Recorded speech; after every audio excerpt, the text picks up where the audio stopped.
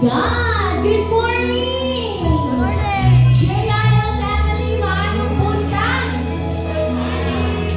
Yes, mapasalamatan ta because the Lord has brought us into this place para i-honor siya, ibayo siya, ipataas siya sa atong matagos sa kakinabuhi o sa atong taliwala karon. Allow me to read the word of God in Psalm 107 verse 1. Give thanks to the Lord, for He is good. His love endures forever. Kung we can get good, our God is good. No? Nag-speak with na siya that our God is generous. Kung maayo ang atong Diyos na gialagaran igsoon, generous siya sa tanan natong mga paghinahanglan. Generous siya nga mohatag sa kalipay, generous siya nga mohatag sa ang atong mga kanahanglan every day. Generous si Lord even sa air na atong breathe karon. No? He is generous sa tibuok natong kinabuhi. And because our God is good and because our God is generous, kita po mahimutang generous. This morning we can exercise the generosity nga gibutang ni Lord sa atong kasing-kasing. In what way? May matang generous sa atong mga pagdaig o pagsimba. Di na to tipiron si Lord. Amen. No, na to tipiron si Lord sa atong mga pagdaig, sa atong pagkanta, sa atong pagpakpak, sa atong pagpataas, sa atong mga kamot, sa atong pag-worship kay Lord. Dapat generous ka. Ang atong ihatag ang atong pinaka-the best. Ihatag nato ang atong tibuok na kasing-kasing na pag-honor sa iya karon nga kabuntanon. Amen. Let us all stand. Hallelujah. Let us pray. Father God in heaven, we glorify you today as we lift the name of Jesus in this place. Holy Spirit, move also in your own special way. Amo kang ipataas ani nga dapit samtang kami magpaubos sa among matagos sa kakasing-kasing, matagos sa kakaugalingon. Search our hearts today, O God. Even our motives, Lord.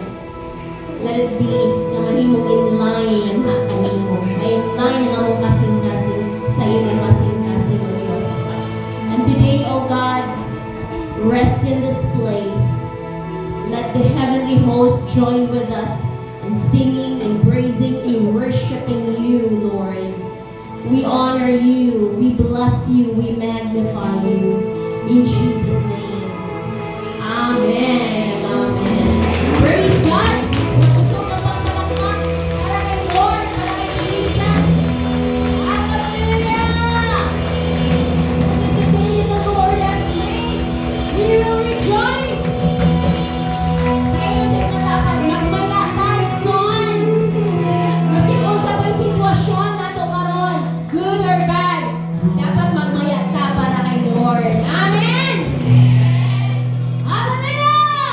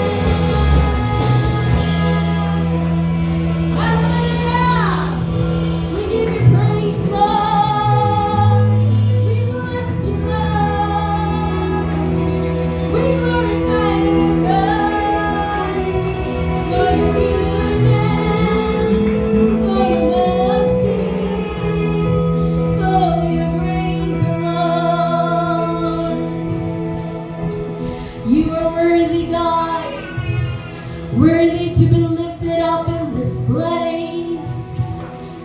Worthy to be exalted in our hearts. Hallelujah. Adayon na mo, Lord God, nga ideklara ang imong pagkamaayo, Lord, sa among kinabuhi. Naghan man may panganihan, Lord, ng mga challenges in life, but still we can say that you are so good. You are so good, God.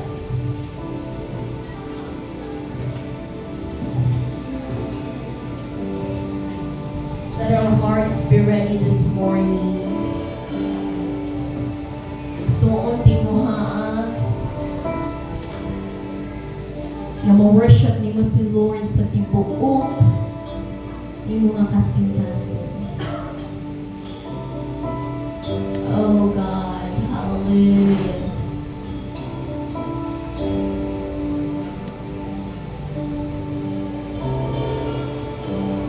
I love you, Lord,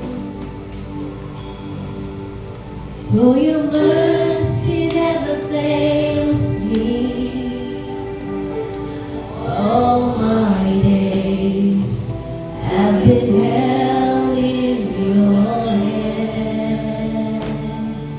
From the moment that I wake up until I lay my head, I will sing of the goodness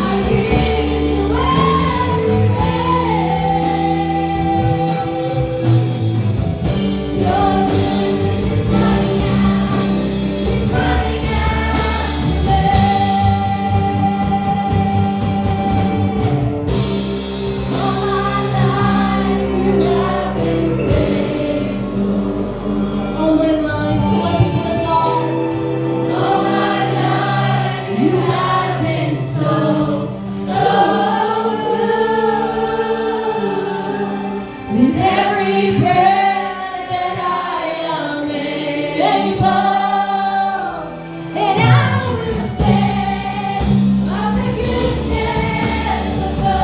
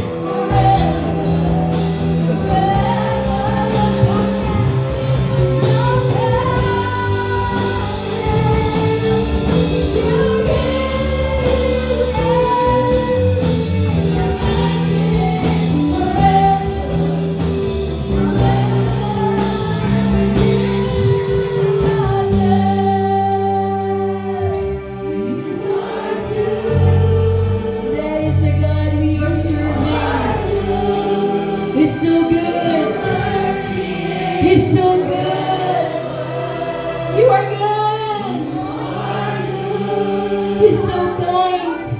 He's so merciful. You are good. Your mercy is forever. You are good. You are good. You are good. Your mercy is forever.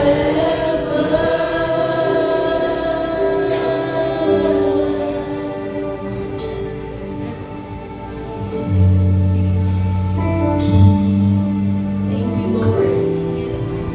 Thank you for your goodness. Salamat, Lord, sa iyong pagkamaayo.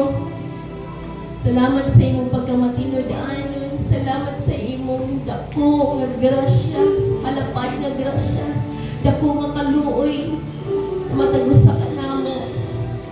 Salamat, Lord, sa iyong unconditional nga paghigugma. Anamo, Lord God. Ang ngayon lang ka nga daygon, simbahon, ipataas, ibayaw, Lord God.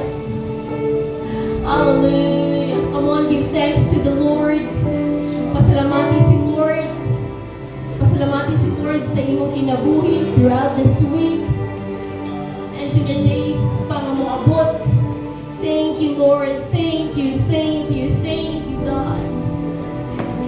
Hallelujah. Padayon ka na mo ituboy sa among taliwala karon. Prepare our hearts, Lord God. Make it wide open to receive your word this morning. Hallelujah. Nawata ang tanang loob, pagpasalamat, pagdagig o pagsimba sa pangalan ni Jesus. Amen. I love this family. Let's roll around, shake one another.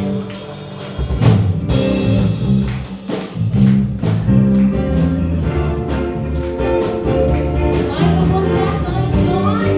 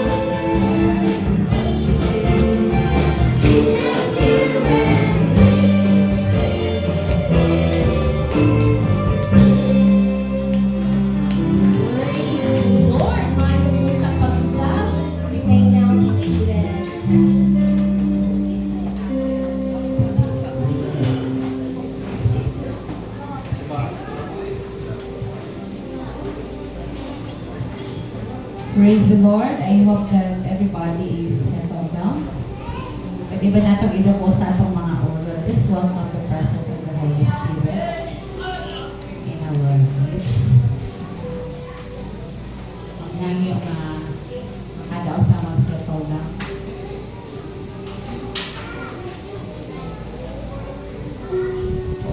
Just settle down and just feel the presence of the Holy Spirit.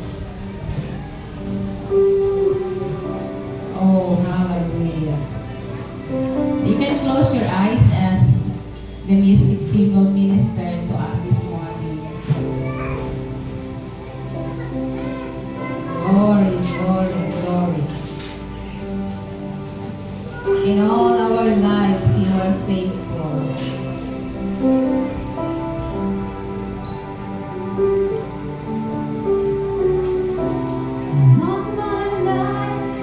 have been faithful.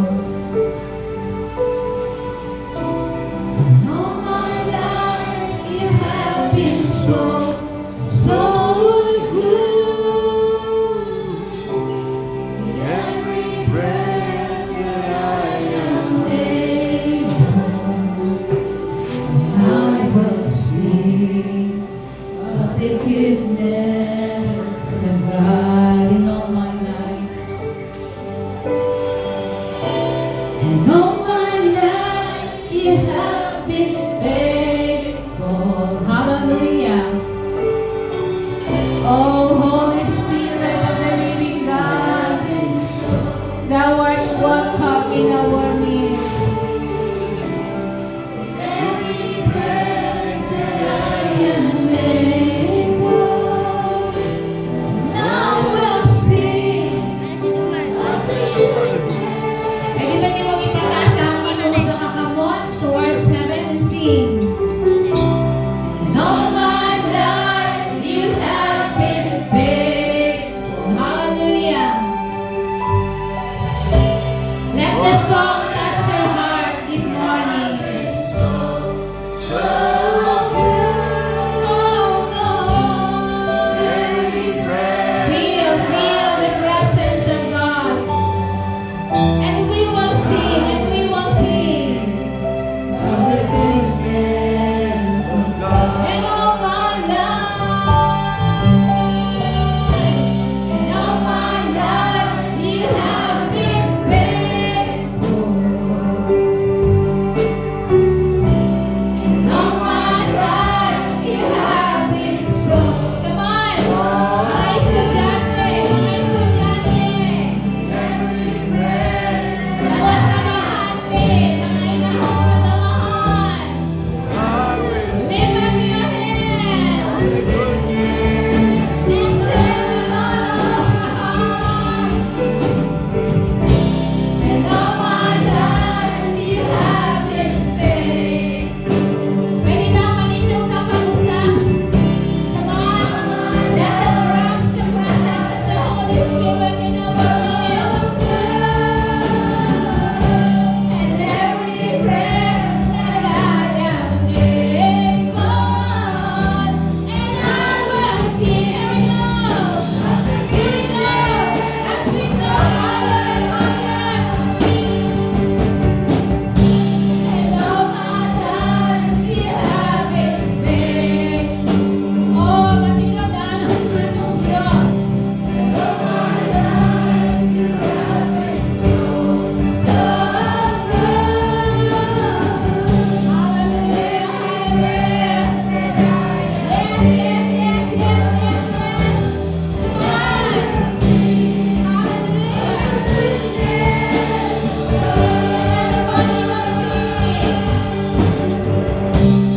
All my life you have been faithful. And all my life you have been so, so good. With every breath that I am able, and I will sing of the goodness of God. Pwede ba nakamadungan ng mga estudyante? You're able to close your school days. I want you to sing this with all of your heart. I know, gibanan mo sa Ginoo sa inyong pag-eskwela. Walay usa ka estudyante diri nga wala giubanan sa Lord. And it's time for us to give thanks to the Lord. Hallelujah. Join with me, students. All my life you have been faithful. Come on, students.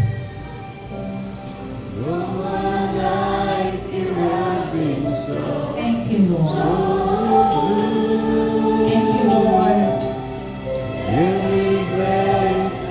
Every labor sa mga estudyante. Every sacrifices. One more time, mga students.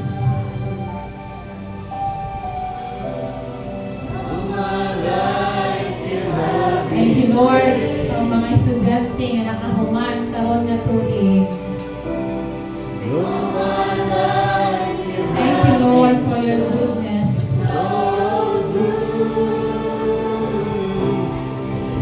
Thank you, Lord.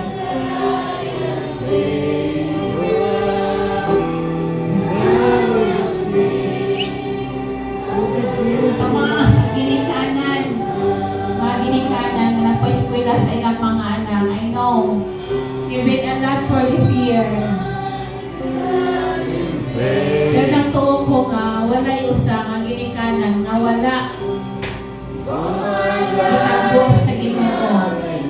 Anan nga mga nagpa-eskwela, hindi man na ginikanan, pero nahimo nga haligid. No, ikaw ang pillar sa inyong family nga kay di pa eskwela nga kay gitabangan. Once again,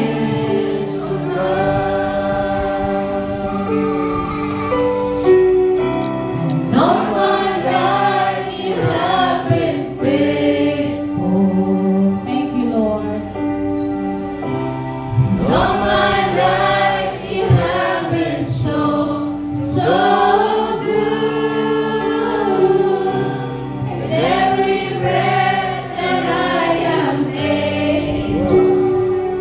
Itagtanan, ito po pinamatanan ng buhay nga Diyos. Ano siya po salamatan at we sing in all my life. All my life you have been faithful. Thank you, Lord. And all my life you have been so good.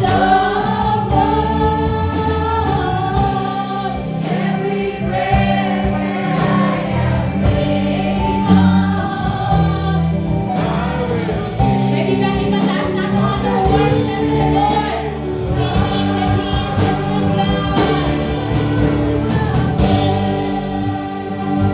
You are good.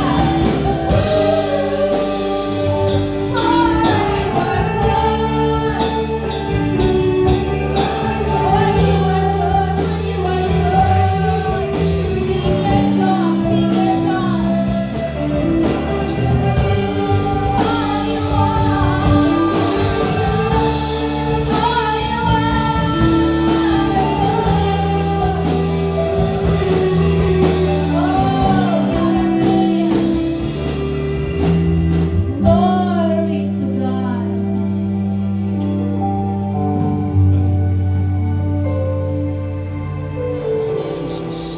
Feel the presence of God in this place.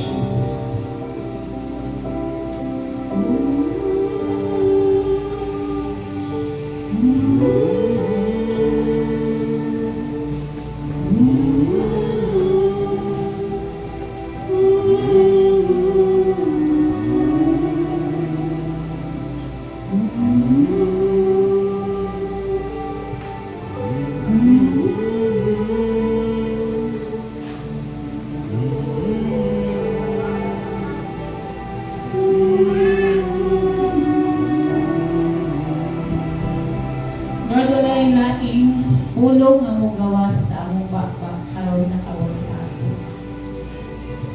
Kundi ang pulong na maingon ni maayo ka nga Diyos. Gikan pa sa tinugan na naghamtod ka. Wala ka na usap. Wala ka na ba? Ano na yung imong kaluoy, imong di pasinati ka na mo sa matag adlaw sa among mga kinabuhi. Busa na amin din hinadapit para pasalamatan ka, pasidunggan ka. At kada ako sa amo, Ginoo, malikod na usab, fellowshipping with one another. And as family, Lord, we want to welcome you in our heart sa nakabuntagon. Laygod ka sa walang katapusan, isimba ka na mo, Ginoo, kay buhig ka nga Diyos. Sa pangalan ni Jesus, na mo Ginoo manluluwas. Amen and amen. Sige, pangalan Diyos natin. Praise the Lord, mayong buntag, makapanglikod ang tanan. Naabatay mga first timer. Atong karon pa yun naka-appeal aning fellowship. So kung wala na, mga old timer na ginang tanan. Amen? Amen, amen. So salamat sa Ginoo for this opportunity na gihatag. Labaw sa tanan mo, salamat kay buhig patang. Ina imong tapan. Salamat sa Ginoo kay nakita patakaron ng buntag. Praise the Lord. So karon nakabuntagon Isguta, magtuta sa pulong sa Ginoo nga diha makita sa Lucas 18, versikulo 2 hangtod sa 8. Now, sa ang title ana dito sa Bible, The Persistent Widow. O sa kabalo nga dili gid mo undang no bisan unsaon ang balibad sa iya sa usa ka maghuhukom sa ka-judge dili mo undang. So ang title ana dito sa Bible is The Persistent Widow. Kung balo nga dili gid mo undang kung sa ato pa kulit kaayo. So ako lang basahon while si Greggy mag-flash sa English. Ako basahon sa Cebuano. So paminaw lang ta. Sa usa ka lungsod, dihay usa ka maghuhukom nga walay kahadlok sa Dios o pagtahod sa mga tao. Ug may usa ka biyuda niadtong lungsura nga nagbalik-balik pag-adto kaniya aron magpaghangyo nga pangalipdan ng iyang katungod. Mingon ang biyuda, tabangin taon ako, batok sa akong away. So, kaya sa kabiyuda, no, sa kalungsod nga napakitabang sa usa ka judge. No, ingon ang biyuda nga tabangin po din taon ko judge nga panalip di po da akong katungod. Okay. Sulod sa taas nga panahon, ang maghuhukom midumili pagtabang kaniya apan sa katapusan miingon siya sa iyang kaugalingon. Bisan tuod wala ako'y kahadlok sa Dios o pagtawag sa mga tao, apan tungod kay magsigi man og samok kanako kining maong biyuda. Panalipdan ko na lang ang iyang katungod. Kay kung dili ko kini buhaton, magsigi siya balik-balik hangtod nga kaupsat ako pailog. No? So ingon ang judge naka-decision siya nga ako na lang itabangan kay kung dili gihapon ako itabangan, di man imo undang. Magsigi man gihapon ni balik-balik. Magsigi man gihapon ni uganhin ako So ingon ang biyuda nga, bisan ako dili ko mutuog Ginoo, di pud ko mahadlok og tao. Ako na lang ginitabangan kay ang balik-balik man ni siya. Mo nang gitaytolan ni siya The Persistent Widow. Okay. Kung may padayon ang Ginoo, pamatian ninyo ang gisulti ni atong daotang huwes. Karon, dili ba ang Dios maghukom dapit sa iyang kaugalingong katawhan nga napakitabang kaniya sa adlaw ug sa gabi? Sultihan ko kamo nga maghukom siya dapit kanila kung galion niya ang pagbuhat niini. Apan makakaplag bakaha og pagtuo ang anak sa tawo dinhi sa kalibutan sa iya unyang pagabot. So ang Ginoo mingon nga mas labaw ang Ginoo nga nag-ingon nga ako kung naimudol sa ako adaw nga magpakitabang sa ako Dili ba gid nako tabangan dayon. Ang ingon ng Ginoo, dili pa din ako tabangan dayon. Apan ingon siya, kumuanha ang anak sa tao, kumuanhi si Jesus o suroy, nabak niya siya makita nga mga faithful nga mga katawhan. Maiya sa Ginoo. So karon nga kabuntagon ang title nga gusto nako itudlo sa atong tanan is naguluhan og never stop. Pakingon sa timong tapat, Never stop. Ayaw ug undang. Ayaw ug undang. Ayaw ug undang. Hangtod dili nimo makita ang resulta, ayaw ug undang sa pagpangalagad sa Ginoo. Now, ang biyuda sa Biblia nga atong nabasa karon is naa sa kalisod, naa sa yung sitwasyon nga lisod. Probably wala siya pagkaon, dinaw-daog siya sa katilingban. Ang kanila yung mag-inos na ararakano nga wala kay katimbang, lisod kaayo. So mo na nga ang biyuda, nakakita siya o sa katao nga duulan niya nga makaingon din siya nga kanigid na tao pag duulan nako ni dili gid ko ani pasagdan. No, kabalo ang biyuda nga ang judge o maghuhukom ato nga lugar maoy maka panalipod sa iyaha. Now, ang widow naka-experience siya of difficulties in life. No, ani nga biyuda daghan siya experience. Tanan nga mga kasinatian sa kinabuhi. Tanan nga problema, tanan nga kawalan-on, tanan nga kalisod sa kinabuhi iyang na sinati. Ani nga biyuda. So, the widow did not give up. No, wala ni undang ang biyuda, busa ikaw, ayaw ug undang. Pakiingon sa imong tapad, ayaw ug undang igsuon. Ayaw ug undang. Okay, the widow did not give up. Finding herself alone before the judge, kita niya, nag-inusara lang siya, bisag siya na lang isa, walay kauban, walay relatives, walay pamilya, ang iuban siya, kamaadto sa judge. Ipadayon siya, niadto siya. No, bisag mag-inusara na lang. No support from her family, friends, and relatives. Walay suporta. Siya ra. Pero niundang ba siya sa pagduol sa judge? Wala. Ingon pa gani ang judge, kada adlaw, kada gabi, atong dito ang balo, mangayog tabang. No, mangayog tabang. But the widow did not stop. Wala niundang ang widow. 3 things lang akong gusto i-share sa atong tanan. Number 1, never stop coming to God. No, ayaw og undang og duol sa Ginoo igsuon. Bisan kung moingon ka makaundang-undang ko, ayaw gid og undang. Never stop coming to God. Ayaw og undang og duol sa Ginoo. Bisan pa og kapila ka makasala, kapila ka masayop, padayon nga moduol sa Ginoo. Amen. Ingay mong tapat, ayaw og undang og duol sa Ginoo. Never stop coming to God. Ingon bitaw si David sa Psalm 37:25, karon tigulang nako apan sukad sa akong pagkabata, wala pa ako nakakitag mataro nga gipasagdan sa Ginoo. Amen. Amen.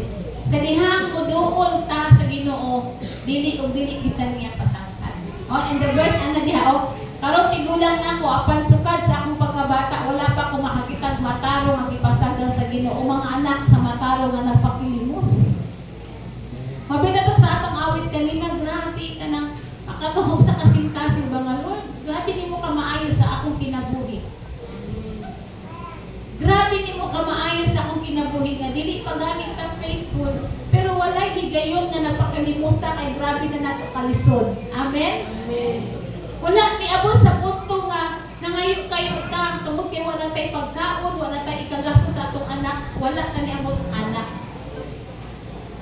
So, dili rason nga moingon ka nga muundang ka lang ko ani nga kinabuhi. Let us be inspired ani nga biyuda. Kadaghay difficulties, daghay mga kalisdanan nga iyang giatubang, but dili o wala siya ni undang. So, never stop coming to God. Pakiingon sa imong tapan, never stop. Ayaw pag-undang. Okay, number 2. No, makita nato sa biyuda, never stop believing. Ayaw og undang og tuo. Ayaw og undang og tuo nga kaya nimo na malampasan ang imong problema o pagsulay nga giatubang karon. So ingon diha, ayaw undang sa pagtuo nga naay mga maayong butang nga giandam ang Ginoo kanimo. Luyo ani nga mga pagsulay, luyo ani nga mga problema. There's still clouds after the rain. Amen? Kahapon, grabe, everyone sa Valencia, grabe, nagsadya dito sa ulan. No, nalipay gid kay ta nga, naabi gid dito. Bag dali sa Ginoo nga atong mga paghangyo nga muulan gid muulan. And salamat sa Ginoo nga naatay ako nga pagtuo nga luyo ani nga mga pagsulay nga imong giatubang. Hangtod nga dili ka muundang, Barihaan aning balo, nakapot gid niyang justice sa justisya. Mabisan pag dili godly ang judge, pag napaboran siya, tingnan mong tapat, kung dili ka muundang, mapaboran gid ka. Undang. No? Matthew 9:29, yun diha. Then he touched their eyes and said, according to your faith, it will be done to you. Nayo sa kabutang, nga naghangyo kang Jesus nga, pwede ba ko nimong ayuhon? Pero sa ito bang ni Jesus, sumala sa imong pagtuo, mahitabo. Never stop believing, ayaw bundang ugtuot, nga mga butang nga imong gitinguha, mahitabo na sumala sa imong pagtuo. Amen. Palakpakan na to ang Ginoo. No? According to your faith. And if we rate our faith, kung i-rate nino imong pagtuo 1 to 10, asa na ang imong pagtuo karon?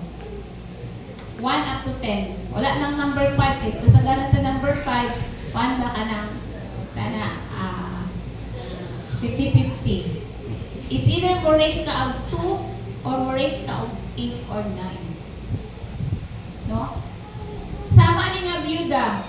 Kabalo man siya nga dili buutan ang Diyos. Kabalo siya nga isuntuhon siya. Kabalo siya nga pakulawan siya. Pero dako magud yang pagtuo nga walay laing makatabang saya kung dili lang kaning Diyos.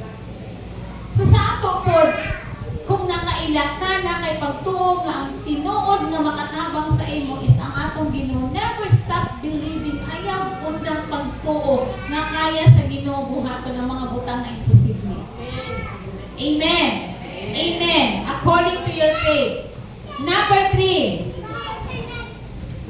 Never stop praying. Ayaw undang og ampo igsuon. Again, inay mong tapat. Ayaw undang og ampo.